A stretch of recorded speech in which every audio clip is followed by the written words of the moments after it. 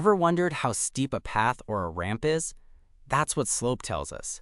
Today, we're diving into the fundamental formula for finding the slope between any 2 points on a line.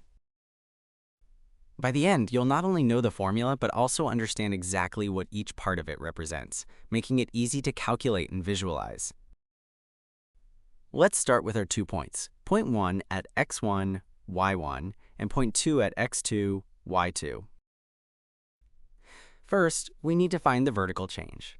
Imagine dropping a plumb line straight down from point 2 to the x-axis.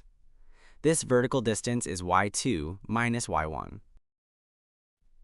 Next, we find the horizontal change. This is the distance along the x-axis from point 1 to point 2. We measure it by going from x1 to x2.